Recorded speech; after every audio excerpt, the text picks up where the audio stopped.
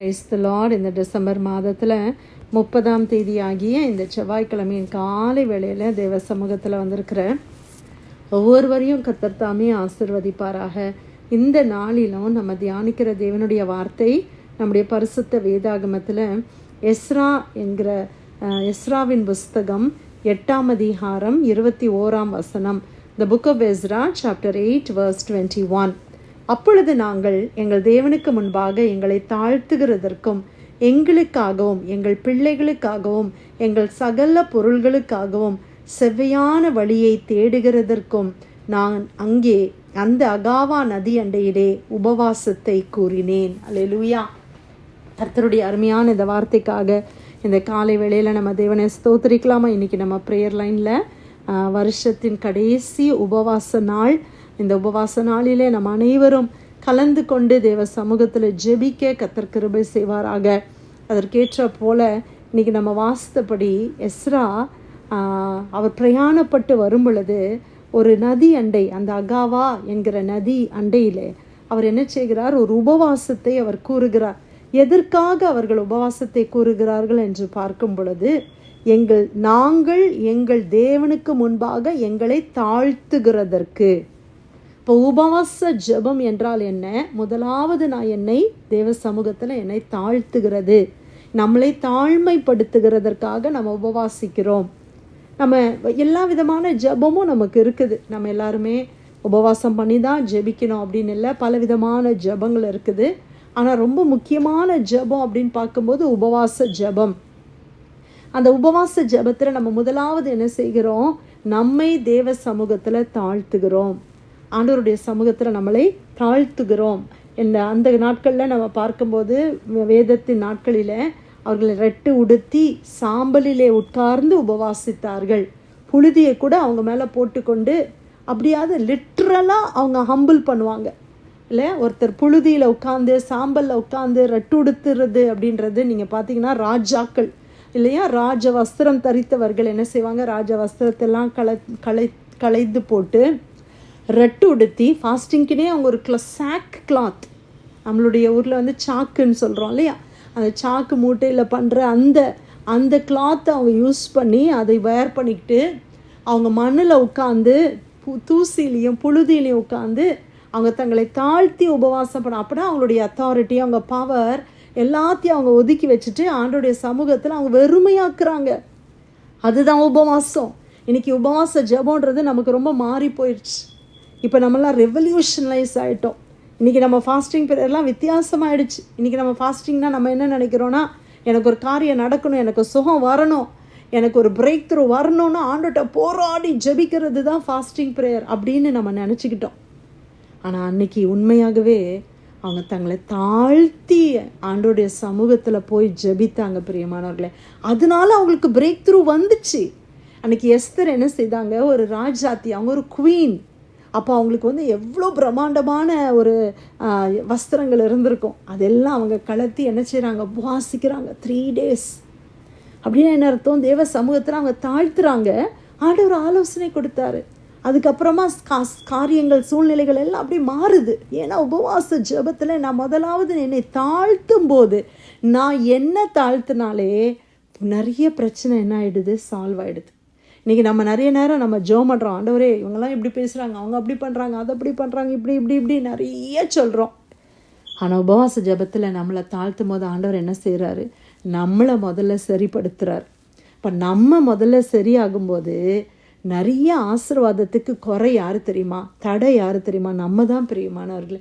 நம்மக்கிட்ட இருக்கிற மீறுதல்கள், நம்மக்கிட்ட இருக்கிற கோபம், மன்னிக்க முடியாத தன்மைகள், வஞ்சிக்கிற காரியம், சுயநலம், இது எல்லாம் அந்த ஃபாஸ்டிங் ப்ரேயரில் உடைக்கப்படுது. அதனால தான் ஆண்டவருடைய வசனத்தில் நம்ம பார்க்குறோங்க என்ன செய்தாங்களாம்? நாங்கள் எங்கள் தேவனுக்கு முன்பாக எங்களை தாழ்த்துகிறதற்காக உபவாசித்தோம். இன்றைக்கி நம்மளுக்கு எவ்வளோ பெருமையாக நம்ம இருக்குது. பிள்ளைங்களை குறித்து பெருமை, பணத்தை குறித்து பெருமை, வீட்டை குறித்து பெருமை, ஜாபை குறித்து பெருமை, எவ்வளவோ இருக்குது. ஆனால் எல்லாம் ஒதுக்கி வச்சுட்டு இதெல்லாம் ஒன்றுமே இல்லை ஆண்டவரே, நான் உங்கள் சமூகத்தில் வர்றேன். இந்த புது வருஷத்தில் எனக்கு நீங்கள் வேணும்ப்பா, உங்கள் பிரசனம் எனக்கு வேணும். என் பணத்தை கொண்டு என்னால் ஒன்றும் செய்ய முடியாது, என் வேலையை கொண்டு செய்ய முடியாது, எனக்கு பெரிய பெரிய பேர் புகழ் இருக்கிறதுனாலலாம் ஒன்றும் நடக்காது. எனக்கு நீங்கள் வேணும் ஆண்டவரே, என் குடும்பத்துக்கு நீங்கள் வேணும் ஆண்டவரே அப்படின்னு சொல்லி நம்மளை தாழ்த்துகிறோம் அல்லவா? அதுதான் தேவனுக்கு மிகுந்த உகந்த ஒரு ஜெபம். அதனால தான் ஃபாஸ்டிங்னாலே நம்மளை நாம் தாழ்த்துகிறது. ஹல்லேலூயா. ஆண்டவருடைய சமூகத்தில் நம்மளை தாழ்த்துகிறதற்கும் எங்களுக்காகவும் எங்கள் பிள்ளைகளுக்காகவும் இப்போ நம்ம அடுத்தது என்ன செய்கிறோம்? நமக்காக நம்ம ஜெபம் பண்ணுறோம். ஆண்டவரே கிருபையா இருங்கப்பா. அடுத்தது நம்ம பிள்ளைங்களுக்காக, நம்ம குடும்பத்துக்காக, கணவருக்காக ரட்சிக்கப்படாமல் இருக்கிறாங்களா அவங்களெல்லாம் தேவ சமூகத்தில் உபவாசம் பண்ணி, ஆண்டவரே 2025 ஆண்டில் அவங்க ரட்சிக்கப்படாமல் போயிட்டாங்களே ஆண்டவரே, புது வருஷத்துலையாவது அவங்க ரட்சிக்கப்படணும், இயேசுவை அறிந்து கொள்ளணும், எங்கள் பிள்ளைங்க கர்த்தரை என்கவுண்டர் பண்ணணும். நம்ம தேவ சமூகத்தில் என்ன செய்கிறோம்? கெஞ்சி ஜெபிக்கிறோம். ஆண்டவரே என் பிள்ளைங்க உங்களை ருசிக்கணும். நாங்கள் சொல்கிறதுனால இல்லைப்பா, நாங்கள் கட்டாயப்படுத்துறதுனால இன்றைக்கி சபைக்கு வராங்க. ஆனால் அவங்களா ஆண்டவரை ருசிக்கணும், அவங்களா ஞானஸ்நானத்துக்கு ஒப்பு கொடுக்கணும், தேவ அபிஷேகத்தை பெற்றுக்கொள்ளணும், கர்த்தருக்கு பிரியமான பிள்ளைங்களா எங்கள் பிள்ளைங்க மாறணும்ப்பா, என் கணவர் மாறணும் அப்படின்னு நம்ம என்ன செய்கிறோம்? தேவ சமூகத்தில் நம்ம உபவாசித்து நம்ம ஜெபிக்கிறோம். ஹல்லேலூயா. அதுதான் பிரியமானவர்களே உபவாசம். அடுத்ததாக அவர் சொல்லுகிறார், எங்களுக்காகவும் எங்கள் பிள்ளைகளுக்காகவும் எங்கள் சகல பொருள்களுக்காகவும் அவங்க ஜெபம் பண்ணுறாங்களாம். பொருட்களுக்காக, நம்மளுடைய ஃபைனான்சஸ்க்காக நம்ம ஜெபிக்கலாம். செவ்வையான வழியை தேடுகிறதற்காக, செவ்வையான வழியை ஆண்டவரே செம்மையான பாதையில் நடத்துங்கப்பா. இந்த புது வருஷத்தில் ஆண்டவரே நாங்கள் கரெக்டான பாதையில் நடக்கணும், என் பிள்ளைங்க கரெக்டான பாதையில் நடக்கணும். எவ்வளவோ டெசிஷன்ஸ் நாங்கள் எடுக்க வேண்டியது இருக்குது. அந்த டெசிஷன்ஸில் எல்லாம் கர்த்தருக்கு பிரியமாக நாங்கள் செய்யணும். தேவ சித்தத்துக்கு நாங்கள் உடன்படணும். தேவ சித்தத்துக்கு முரண்பாடாக ஏதாவது எங்களுக்குள்ளே இருந்தால் அதெல்லாம் எடுத்து போடுங்கப்பான்னு சொல்லி கர்த்தரை தேடுகிறதற்காக உபவாசித்தார்கள். தேட வேண்டும், ஆண்டவரை உண்மையாய் தேட வேண்டும், கர்த்தரை உண்மையாக தேடணும். இன்றைக்கி நம்ம ஜெபம் பண்ணும்போது எவ்வளோ டிஸ்ட்ராக்ஷன்ஸ், ஃபோனில் அது இதுன்னு மெசேஜ் வந்தது, ஏதாவது ஒன்று டிஸ்ட்ராக்ட் ஆகிடுறோம். அந்த டிஸ்ட்ராக்ஷன்ஸ் எல்லாம் எடுத்துட்டு நல்லா கொஞ்ச நேரம் ஆண்டவருடைய சமூகத்தில் ஸ்பெண்ட் பண்ண இந்த நாளில் நம்ம அர்ப்பணிக்கலாமா? வருஷத்தின் முடிவில் ஆண்டவருக்கு நன்றி செலுத்தி புது வருஷத்துக்காக ஆண்டவருடைய சமூகத்தில் நம்ம நிற்பது என்பது ஒரு பெரிய ஆசீர்வாதம். தேவ பிரசனம், தேவ சமூகம் நமக்கு வேணும். இன்றைக்கி வர்ஷிப்பில் நம்ம கேட்ட மாதிரி தேவ சமூகம் நமக்கு வேணும். ஆண்டவரே நீங்கள் வேணும் ஆண்டவரேன்னு சொல்லி நம்ம ஜெபிக்கணும். பிரியமானவர்களே, கர்த்தருடைய ஆசீர்வாதங்களை நம்ம நிறைய பார்த்துட்டோம்.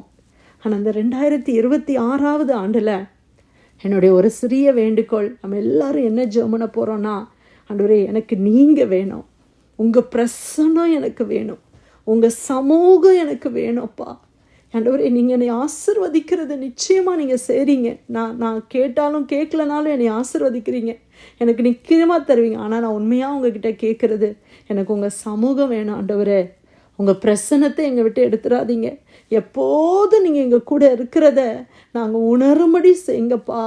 எல்லா நேரத்துலையும் எங்கள் கூட இருங்கப்பா, எங்களை வழி நடத்துங்கப்பான்னு சொல்லி அப்படியே நம்ம இன்னைக்கு அந்த ஃபாஸ்டிங் ப்ரேயரில் கலந்து கொள்ள கர்த்தர் நம்ம ஒவ்வொருவருக்கும் கிருபை செய்வாராக. எஸ்ரா 8:21 அப்பொழுது நாங்கள் எங்கள் தேவனுக்கு முன்பாக எங்களை தாழ்த்துகிறதற்கும் எங்களுக்காகவும் எங்கள் பிள்ளைகளுக்காகவும் எங்கள் சகல பொருள்களுக்காகவும் செவ்வையான வழியை தேடுகிறதற்கும் நான் அங்கே அந்த அகாவா நதி அண்டையிலே உபவாசத்தை கூறினேன். கர்த்தர் கொடுத்த இந்த அருமையான வார்த்தைக்கு நன்றி செலுத்தி யாராவது நம்ம ஜெபிக்கலாமா?